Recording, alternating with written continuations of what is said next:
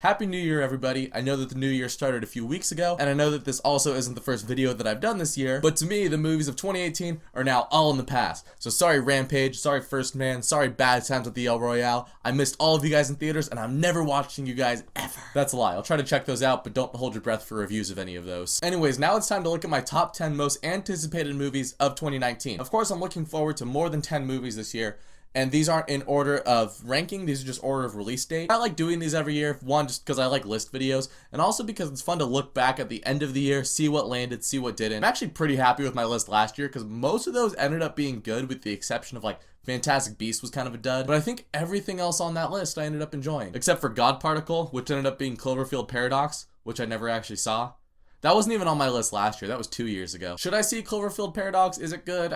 Let me know if you've seen it in the comments. I have no idea. But with all that out of the way, let's start talking about some of the good movies coming out this year. Starting in January,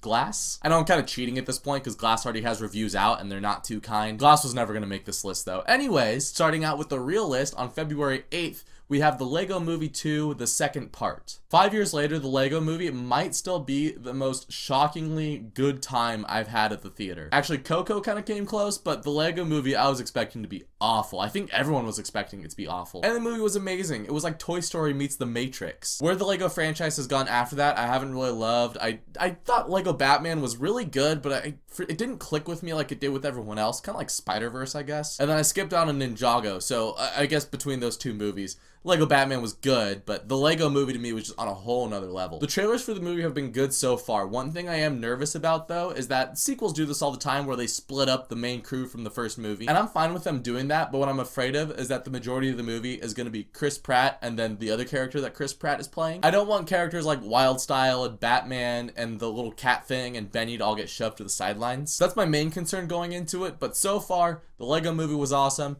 I'm hoping that the second movie's awesome so that everything can indeed be awesome. Next movie up on February 14th, not one I was expecting to put on this list at all. In fact, I thought the movie was coming out last year. Alita Battle Angel. This is probably the biggest gamble on this list, I think. Yep, definitely the biggest gamble on this list. The movie's being directed by Robert Rodriguez, who I haven't actually seen the Sin City movies.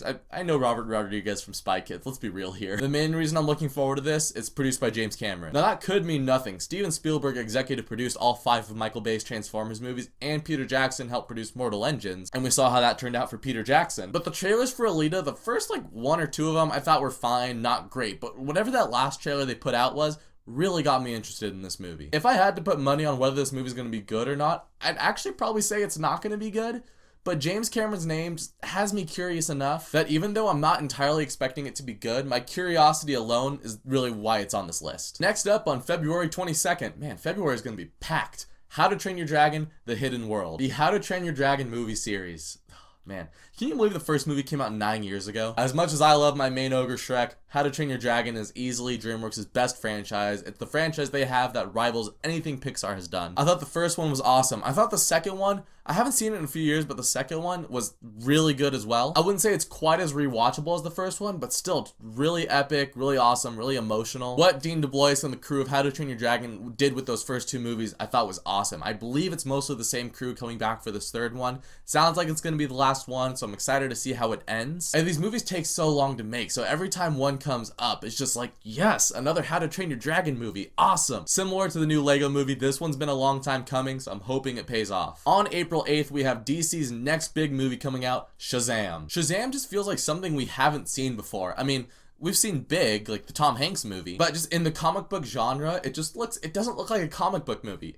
It does, but just this story is so out there. The movie has some really like mystical sci-fi elements with like Jimon Hansu's character in the trailer. It looks like Zachary Levi is going to be really cool as Shazam, and Mark Strong, I'm expecting to kind of just be a generic villain. But as long as Zachary Levi is great and the story around him is really solid, I think this is going to be a really fun time at the movies. Next up on April 26th, this is the big one here, Avengers Endgame. I cannot believe Avengers Endgame is coming out this year. I might have said that last year about Infinity War, I don't remember, but the culmination of the Marvel Cinematic Universe. They're making more movies after this, I know that. There's another movie from the Marvel Cinematic Universe on this list. Spoiler alert. But Infinity War was just so good. I want to see how they get out of this cliffhanger. I want to see how everybody comes back. I want to see how Tony gets out of space. And I ultimately want to see Tony and Cap face to face again. One of the cool things about Infinity War is that for me, it was so hard to speculate where they're going to go from here because it ended on just such a shocking note. All my Marvel faith is in the Russos and Kevin Feige.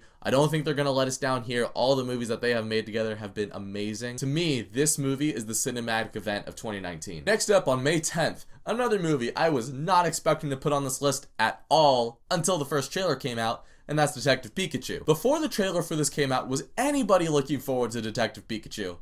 Not to my knowledge, no. Before the trailer came out, all anyone was talking about was, why isn't Danny DeVito voicing Pikachu? And I was saying that too, not gonna lie. That first trailer for Detective Pikachu though, wow. I didn't think you could make Pokemon look realistic. They did it somehow. What I'm really excited for, and this is coming from someone who doesn't really play the Pokemon games, is I'm excited to see this whole entire world of Pokemon come to life. It looks like it isn't just Justice Smith and the Pokemon in New York City or something like that. It looks like this is very much set in the world of Pokemon, and I really hope, similar to Aquaman, they really embrace that fact. This movie really just looks like an absolute blast. Next up on June 21st, the animated movies are really dominating this list because we have Toy Story 4. Now, I'm aware, Toy Story 3 ended on such a great note, they don't need to make a fourth movie. And I said that about Toy Story 3, so you know what? Bring on Toy Story 4. I thought Toy Story 3 was going to be made too late. I thought it's been too long since 2. I thought it's just not going to feel the same. They proved me completely wrong with that though. I'm curious to see what they're going to do with this movie. I know Annie Potts is back as Bo Peep. Unfortunately, this is our first Toy Story movie without Don Rickles voicing Mr. Potato Head. Sounds like they haven't come up with a replacement for him. Maybe they have and they just haven't told us yet. But I really hope Potato Head still has a strong presence in this one and he doesn't get sidelined. Tom Hanks and Tim Allen have been teasing that this movie is really emotional. It sounds like this might be the final Toy Story movie, like officially this time, even though we thought that about 3. We haven't really seen a full-fledged trailer for this one yet, but I don't think we need to. It's Toy Story. I mean, they're gonna release a trailer, probably around the Super Bowl, but all 3 Toy Story movies have been some of the greatest animated movies of all time, so oh man, Toy Story is coming back to theaters this year, guys. That's awesome. Next movie up on July 5th, The Web Slinger's back, Spider-Man Far From Home. Spider-Man is still just one of the greatest comic book characters ever made. I feel like I'm always going to look forward to anything Spider-Man. I loved Spider-Man Homecoming. I like this Tom Holland incarnation of Spider-Man.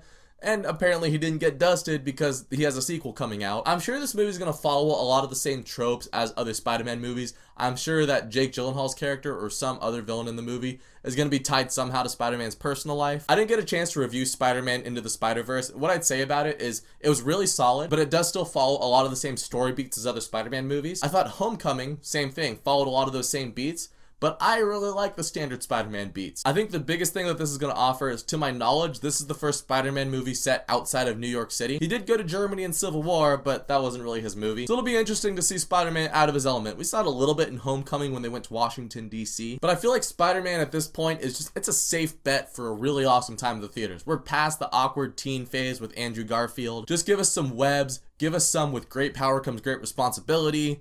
Give us a villain that ties into his personal life somehow. They could push it in new directions, but I just want to see a fun Spider-Man movie. 2 more movies on this list. The next movie up on September 6th, which is actually my birthday, by the way, is It Chapter 2. I haven't read the It book. I'm not really a reader, but the first It movie I thought was awesome. And I've heard that the second half of the book and the second half of the Tim Curry miniseries both not as good as the first half when you're dealing with the kids. They did get a really good cast for the adults in this movie, and it looks like the kids are still going to be in it as flashbacks. But ultimately, the reason you go to see these movies, Pennywise, I thought Bill Skarsgård as Pennywise in the 2017 It was awesome. So I'm just really excited for the return of Pennywise. Hopefully the adults can bring it as well. They have really good actors in there, so I'm assuming that they will. But just bring the scares and bring the heart like the first movie did, and I think we'll have a sweet time. And finally, the last movie up on December 20th, I said Endgame was the cinematic event of the year. This would be the other cinematic event of the year, but I'm looking forward to Endgame a little more. And that would be Star Wars Episode 9. To briefly recap the Disney regime of Star Wars thus far,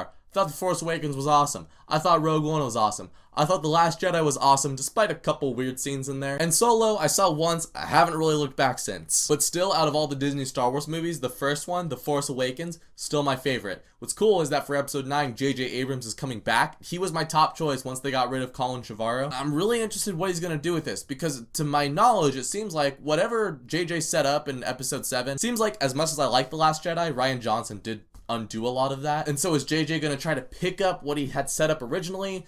Did JJ have a payoff in mind originally? I know JJ has been great at starting franchises, but a little spotty at ending them. But still, I gotta see what happens here. I gotta see, where's Luke at? Is Luke coming back as a Force ghost? Where's Rey at? Where's Kylo Ren at? Just take the characters that we've grown to love over these past 2 movies, give them an awesome space adventure, and give a full, proper send-off to the old guard without killing them. And so those are the 10 movies I'm looking forward to the most in 2018. I feel like this list was a little more front-loaded than it's been in past years. Most of my stuff is like summer onward, but the majority of the movies I'm looking forward to are actually like summer and before. I do have a few movies that I'm excited for, but I'm gonna err on the side of caution, and those are Captain Marvel, Hellboy, that trailer wasn't that great, John Wick 3, and Hobbs and Shaw, and Zombieland 2. That one might be a little too late, we'll see. And then I have my one where I just learned my lesson.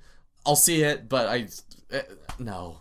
That Terminator 6, Terminator 2.5, whatever you want to call it. What happened to the Terminator franchise, guys? I mean, I know what happened. James Cameron left, but still, man. So now what I want to know is, what are your 10 most anticipated movies of this year? Let me know down in the comments. And thank you so much for watching this video. If you guys liked it, you can click subscribe and check out some of my other videos, and I'll catch you guys next time.